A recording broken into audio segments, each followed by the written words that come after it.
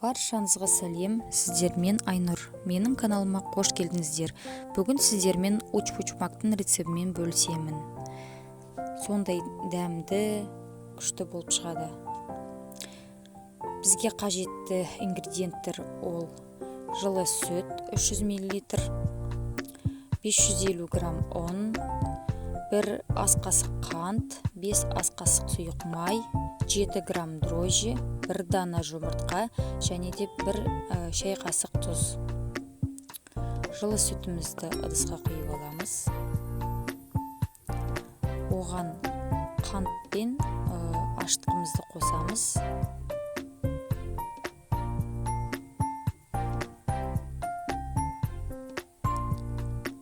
Аштығы мен қантты қосқаннан кейін араластырып, бетін 10 минутқа жауып қоямыз.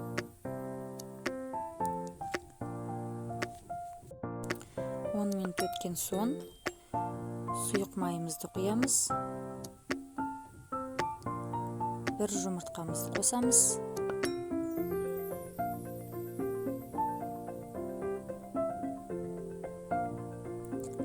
Тұзымызды қосамыз.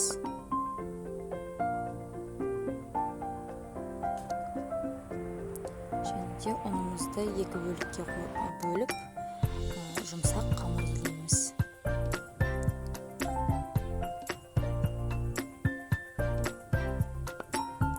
Қамырымыз иліп болғаннан кейін бетін жауып, жылы жерге 20-25 минутқа қойып қоямыз. Қамырымыз көтерілген шекте салмасын дайындайтын боламыз. Салмамызға фарш, тұз, бұрыш, пияз және картоп қажет. Барлығын турап араластырамыз, жақсылап тұрып. Мінекей қамырымыз дайын болды, көтерілді. Көтерілген қамырымызды бірнеше бөлікке бөлеміз. Менде 15-16 штук шықты.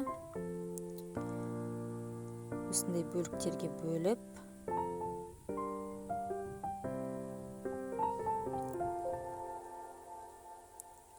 домалақтап,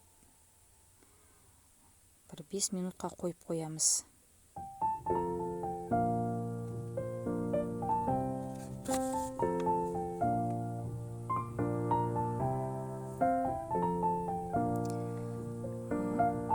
Бөлікке бөлінген қамырымызды жайып, салмамызды саламыз.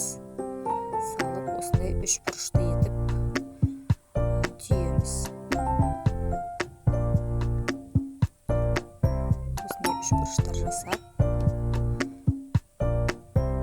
бетін жұмыртқамен жағып, қызып тұрған 180 градусқа қызып тұрған пешке 30 минут пісіреміз. Осындай әдемі дәмді учпучмагымыз дайын болды.